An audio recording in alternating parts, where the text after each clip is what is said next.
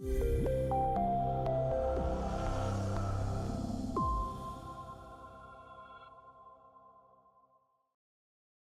everyone for joining. I'm excited to see so many faces. Lauren's right.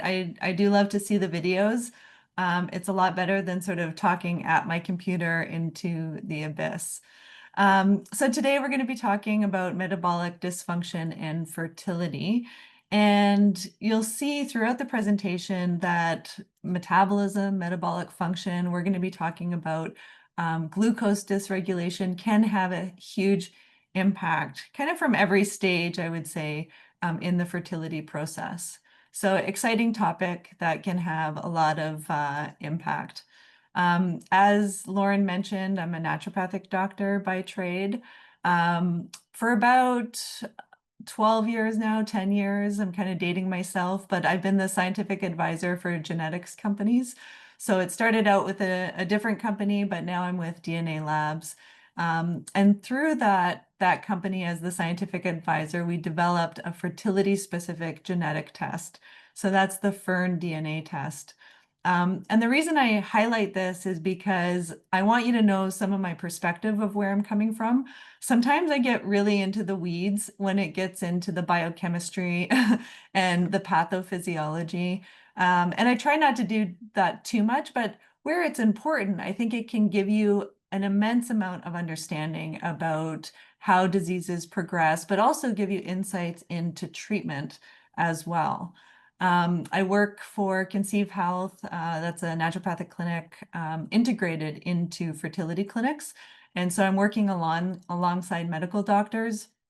And because of this also, this is important to know about my background, is I index everything. So I like to know what the research is. I like to know how it's been impacted in different communities. And I think it's applicable to how we utilize the treatment strategies that we have available.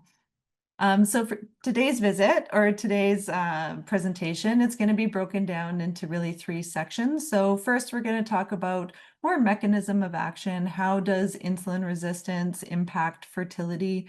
Looking at women with PCOS as well as in those without PCOS. We're going to talk a little bit about different types of tests. So genetic predispositions and testing that can be done. We'll look at different lab and markers and how they relate to identifying glucose intolerance. And then the third part, probably why most of you are here, but what can we do about this? So what are the treatment strategies that we see related to the evidence that has benefit for preconception as well as during early pregnancy? Feel free to ask questions as we go. Just put them in the chat if anything comes up.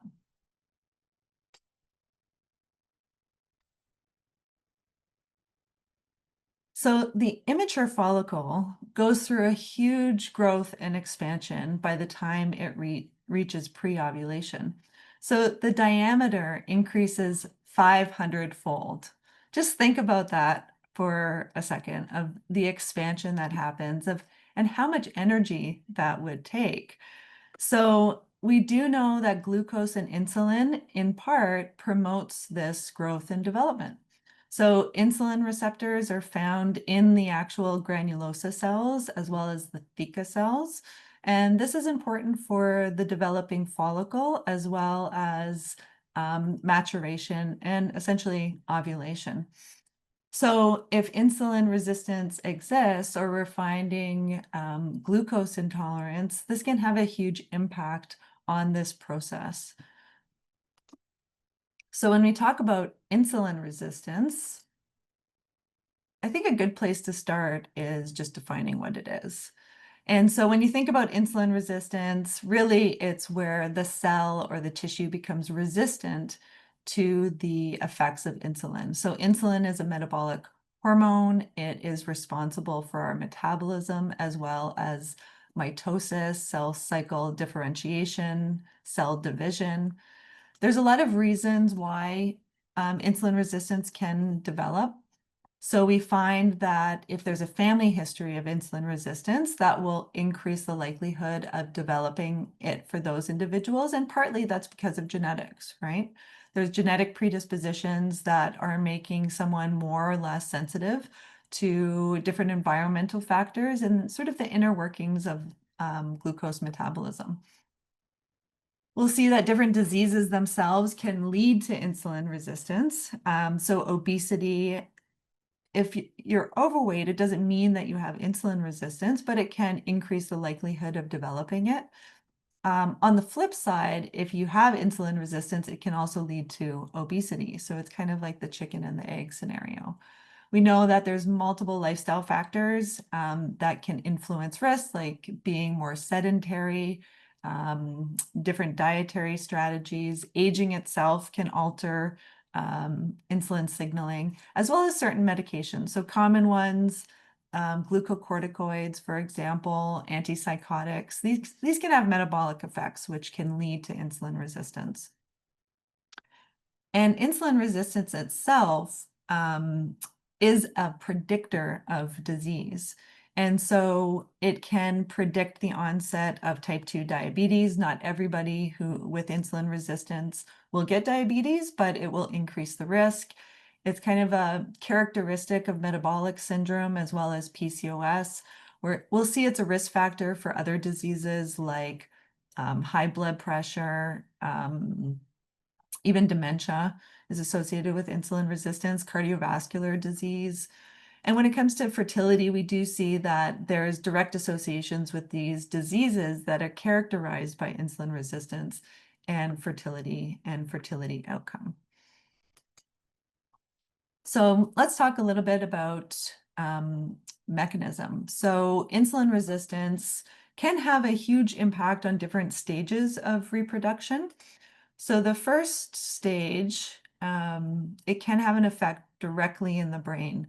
So if insulin is high, this is something to pay attention to for your worksheet. Insulin is high, it has an effect on the hypothalamus and the GnRH pulsatility. So this is gonadotropin releasing hormone. This is getting stimulated from the hypothalamus. It has a normal pulsatility, but when this pulsatility gets altered, it can alter downstream release of the hormones coming from the pituitary gland. So that's your gonadotropins. This is your luteinizing hormone and your follicle stimulating hormone. So when there's changes in the GnRH pulsatility, that can affect these hormones as well, which is, of course, going to go on and affect the follicular development. So we can see because of the hormonal change that's happening from the pituitary gland and the GnRH release, you can see changes in follicular development. But also there can be hyperinsulinemia within the ovary itself and within the follicle.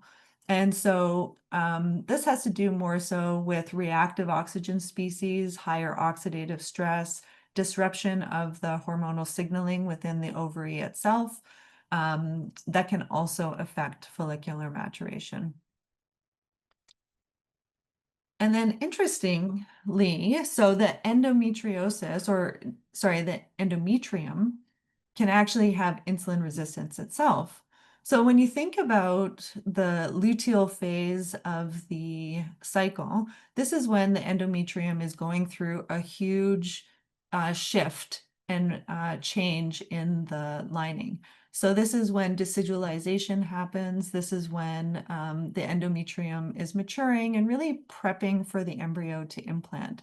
So this takes a lot of glucose. What we find is if there's insulin resistance within the endometrium itself, it can alter the ability for the endometrial cells to take up glucose. It can alter that decidualization process as well as impact the ability for the embryo to implant. I'll talk a little bit more detail about sort of that process. That's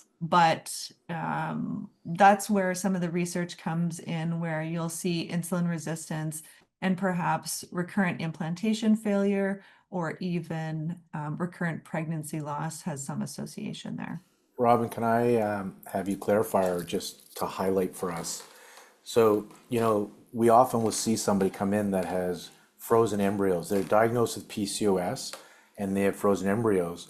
So this is education that we can then offer our patients, saying that the work that you're going to do leading up to this transfer is important, because even though the embryo is set, the risk of implantation failure is still there if you have this metabolic dysfunction. So I wanted to highlight for that for us. But do you think of that often when somebody's coming in having embryos and thinking they don't need to do anything because they got the embryos, so their work is done? Well, yeah, and the conversation is also around improving chances of embryo implantation, but also reducing risks for pregnancy health and pregnancy complications. And so we know if there is insulin resistance or risk factors for insulin resistance, obesity, PCOS, um, metabolic syndrome, these can increase the likelihood of gestational diabetes. And gestational diabetes, if it's present as the embryo is developing, this actually changes the epigenetic code of the baby. So now the baby has an increased risk of metabolic syndrome and obesity later on, too. And so the preconception phase, even though the embryo is kind of already made, the as the embryo is growing, it's getting informed by its environments. That gets imprinted on our genes. That's called epigenetic modifications. And so definitely has an effect. And an area I think that naturopathic doctors, functional medical doctors, chiros, like our industry, I think has a real opportunity here to help not only the pregnancy, but also future generations too. Good point, Lauren.